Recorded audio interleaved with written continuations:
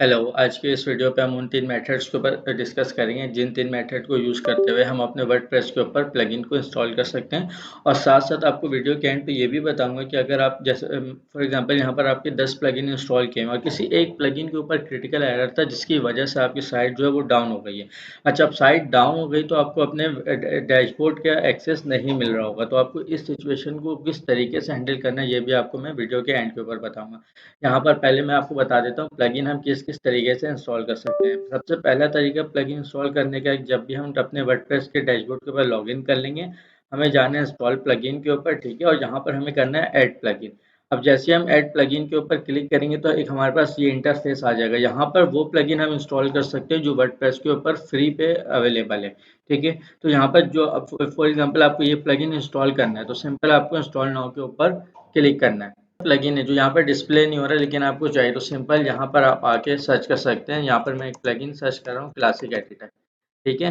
तो अगर हमें कोई ऐसा प्लगइन इंस्टॉल करना है जो कि फ्री है लेकिन यहाँ पर डिस्प्ले नहीं हो रहा है, तो सिंपल हम उस नाम से यहाँ डिस्प्ले सर्च कर लेंगे और यहाँ पर वो हमारा प्लगइन जो है वो डिस्प्ले हो जाएगा। हम यहाँ पे सिंपल इसको इंस्टॉल नाउ के ऊपर क्लिक करेंगे और हमारे पास वो प्लगइन इंस्टॉल हो जाएगा, ठीक है?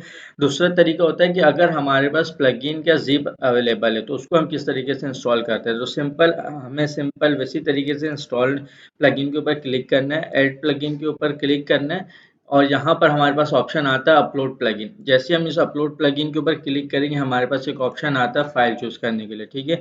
अब जहाँ आपके पास वो ज़िप फाइल अवेलेबल है, मेरे पास डेस्कटॉप पर एक ज़िप प्लगइन अवेलेबल है, डैश के नाम से एक प्लगइन है, ठीक है?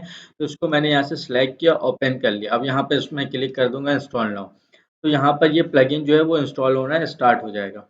प्लगइन इंस्टॉल होने के बाद हमारे पास कुछ इस तरीके का इंटरफेस आता है। अगर हमें प्लगइन एक्टिवेट करना होता है तो हम एक्टिवेट प्लगइन के ऊपर क्लिक कर दें और अगर हमें प्लगइन के उस सेक्शन पे जाना होता है तो गो टू प्लगइन इंस्टॉलर पे ऊपर क्लिक करते हैं, हमें प्लगइन के सेक्शन के ऊपर ले आता है, ठीक है? यहाँ पर हम इंस्टॉल प्लगइन्स के ऊपर चेक करते हैं तो देखिए हमारे पास एक लैंडैश प्लगइन हमने इंस्टॉल किया तो वो आ गया यहाँ पर।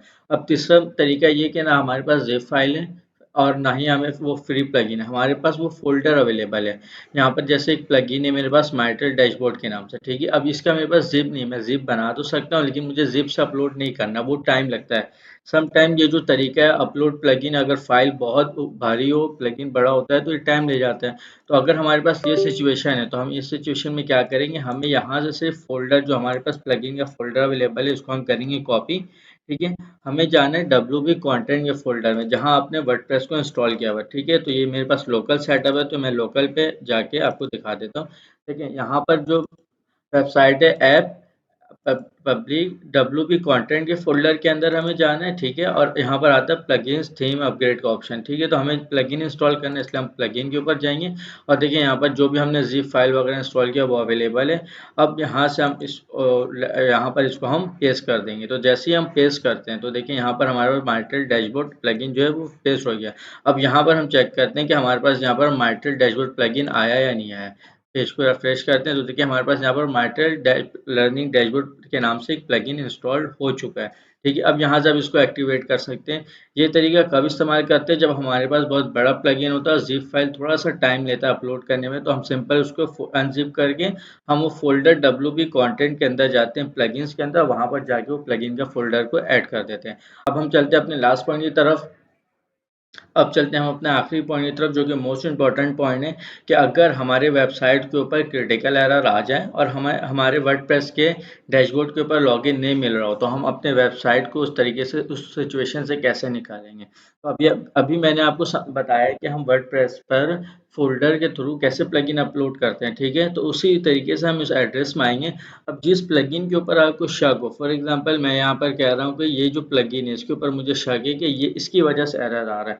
तो सिंपल यहाँ से हम इसको रीनेम कर देंगे, ठीक है? इसको रीनेम करने से क्या होगा, ये प्लगइन जो है वो डीएक्टिवेट हो जाएगा, ठीक है? मैं आपको एक दफ़ा ये करके भी दिखा देता हूँ, ठीक है? अभी तो ये प्लगइन डीएक्टिवेट है ऑलरेडी, ठीक है? यहाँ पर मैं प्लगइन पहले मैं यहाँ से इसका नाम को रीनेम दोबारा से कर देता हूँ, ठीक है? देखिए यहाँ पर मैंने इसको रीनेम किया, पेज को यहाँ पर आगे रिफ्रेश कर लेता हूँ। अब यहाँ पर जैसे ही पेज रिफ्रेश होगा, हम यहाँ पर इस प्लगइन को एक्टिवेट करते हैं, ठीक है? यहाँ पर देखिए प्लगइन हो गया एक्टिवेट। अब यहाँ पर तो अभी तो क्रिटिकल एरर नहीं है, लेकिन आपकी कंडीशन में अगर आपके पास क्रिटिकल एरर आ रहा है तो आप इस सिचुएशन में हैंडल किस तरीके से करते हैं, क्योंकि हमारे पास डैशबोर्ड का तो लॉगिन होगा ही नहीं क्योंकि क्रिटिकल एरर होगा। तो हमें सिंपल उस फोल्डर पे जाना है WP प्लगइन्स के अंदर, WP कंटेंट प्लगइन्स के अंदर। जिस प्लगइन के ऊपर आपको शक हो रहा है, अगर आपको ओवरऑल लगता है कि आपके सारे प्लगइन में से भी आ सकता है, तो सिंपल आप सारे प्लगइन को यहाँ से रीनेम कर दें तो प्लगइन वहाँ पर डीएक्टिवेट हो जाएगा। मैं आपको करके भी दिखा देता हूँ। अभी ये प्लगइन हमारे वर्डप्रेस के ऊपर एक्टिवेट है, ठीक है। मैं इसको सिर्फ प्लगइन को रीनेम कर रहा हूँ, यहाँ अंडरस्कोर लगा रहा हूँ, ठीक है। अब इससे होगा क्या, इससे ये प्लगइन जो है यहाँ पर डीएक्टिवेट हो जाएगा। ये देखिए मैं आपको रिफ्रेश कर, ये देखिए प्लगइन डीएक्टिवेट हो गया। अगर किसी प्लगइन की वजह से एरर आ रहा होगा तो यहाँ से वो प्लगइन डीएक्टिवेट हो जाएगा, तो हमारे पास वो प्लगइन जो हमारे पास जो है डैशबोर्ड का एक्सेस आ जाएगा। उसके बाद हम उस प्लगइन को छोड़ के बाकी प्लगइन्स को एक्टिवेट कर देंगे ताकि हमारी वेबसाइट चल रही हो, और फिर हम इस प्लगइन के ऊपर डेवलपर हायर करके या खुद से इसको अगर हमें आता है तो हम इसको डिबग करके फिर एक्टिवेट कर देंगे। आई होप आपको ये वीडियो पसंद आई होगी। वीडियो पसंद आए तो वीडियो को लाइक करके चैनल को सब्सक्राइब कर दें। मिलते हैं किसी नेक्स्ट वीडियो में। Till then keep learning, keep exploring.